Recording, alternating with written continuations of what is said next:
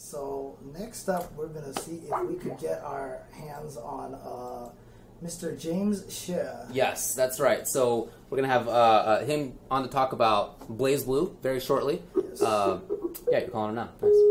Try to get him on here. People are wondering what that picture is. That's me holding the six-fingered sword. Oh. Let's see if we can get him.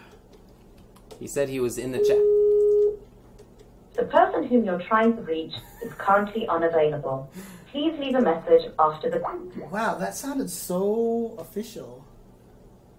He just responded to you in the chat, in the Skype chat. Oh, maybe there's something wrong with my side here. So, because Tubaware said he didn't get my call either. Oh, that's true. So...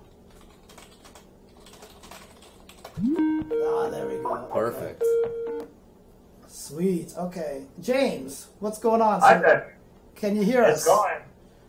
Do you have video feed or no video feed? I don't have video feed, so I'm just gonna have to imagine your handsome faces. Sorry. Okay, no problem. Likewise. Okay. Thank you. All right, well, let's talk about BlazBlue. Let's talk about the players to watch. Let's talk about storylines. And then I want to hear the hard calls. I want to hear the predictions. What do you got for us? Sounds like we're having technical Are problems. you still there, James? James, are you still there? We have lost James. We have lost James. All right, let's try this again, shall we? I'm just running for everybody on time. Hey, this guy. Oh, okay, I can hear you all of a sudden. So, wait, speak? I'm speaking. Hey. Okay. It sounds like it's working now. Let's talk about players to watch. All right, so there's this year is like one of those weird years where you get you see weird statistics for Evo, and then so one statistic that someone posted was that apparently there's more Japanese players coming to Evo this year than Canadians. Yeah, I saw that. Yeah, and then it just blew my mind. But then I thought about the BlazBlue bracket, and I was like, oh, you know what? That totally makes sense. This year is every year we say, well, there's a record number of Japanese players coming for the Arc System Works game, but then every year it gets beaten by the next year's record. So this year again is another major Japanese invasion of the BlazBlue scene. So this year in particular too, we're seeing a lot of national champions come this time. A lot of the years we do get a lot of very strong AA or really good players. But this year we have national champs, the AAA tier BlazBlue players, and they're a lot of them are coming out for the first time too. Awesome. So it's a lot for the rest of the scenes to think about. They got their work cut out for them in terms of just not drowning in pools at this point. Okay. Any names in particular to watch for?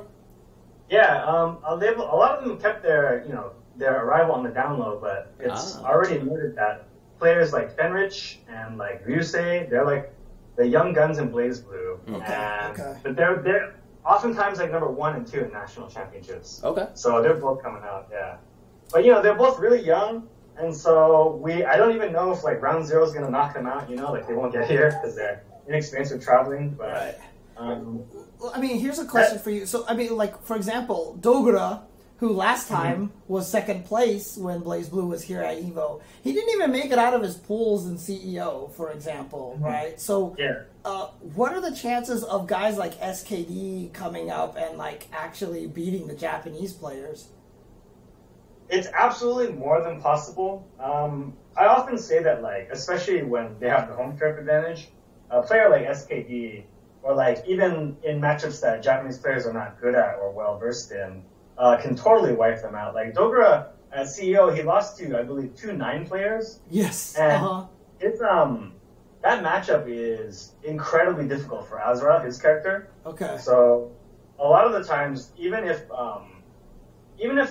let's just say they're at equal or slightly lower, when they have that kind of guessing game going of oh, I don't know how this 9's gonna move, you can get wiped out like that pretty easily. And there's just so many strong players per pool. To this point, I don't even know if the BlazBlue pool if it can be seeded well, but there's just gonna be lots of bracket drama and so on and so forth. Okay. So other than the couple who you named, does anybody like spring to mind? There's another player who's been mentioned a lot, named Monster. I do believe that Monster is doing very well in this JESL league kind of thing. Oh, Ah. okay. And it's from BlazBlue, and he's doing very, very well. He's a 9 player. Uh-huh. There's also Minami, who does a lot of the God's Garden streams. Okay.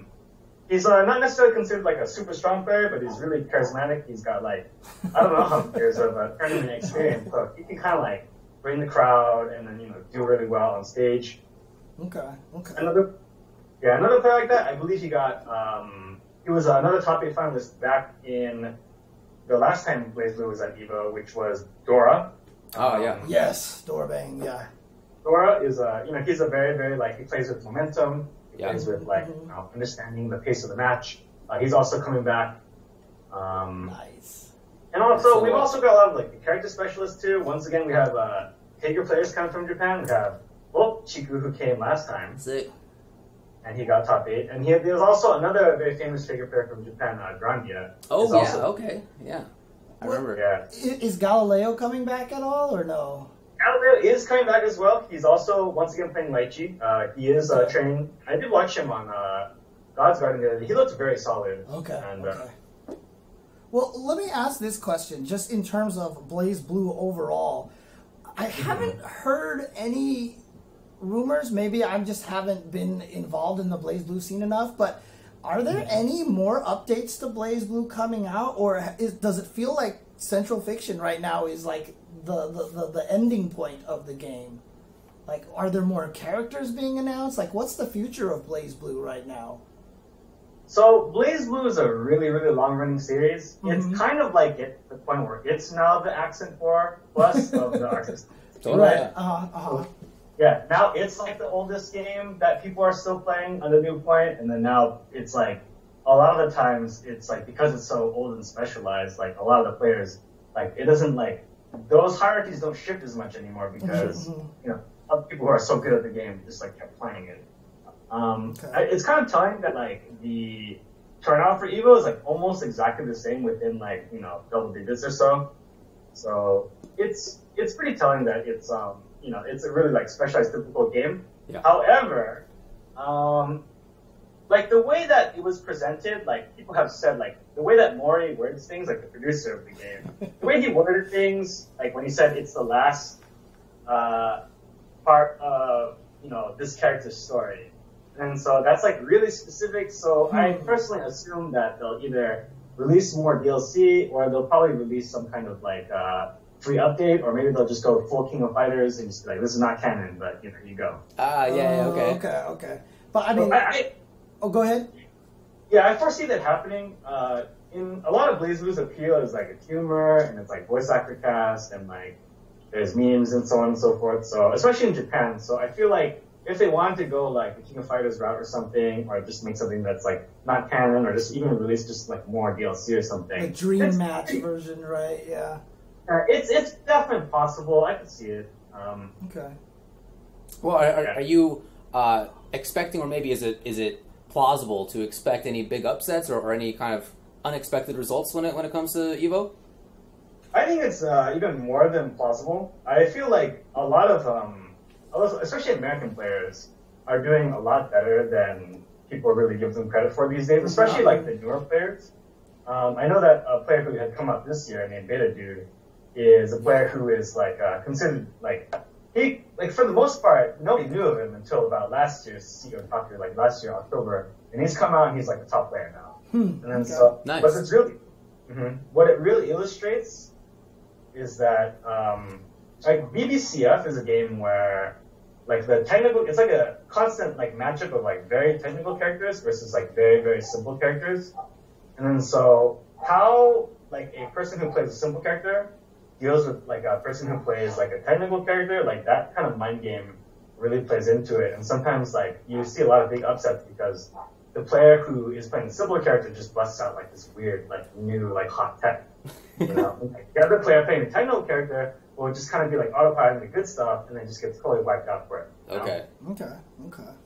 All right. Yeah. Okay. we only got a couple minutes left, but let's hear some predictions. What are you gonna call here? Honestly,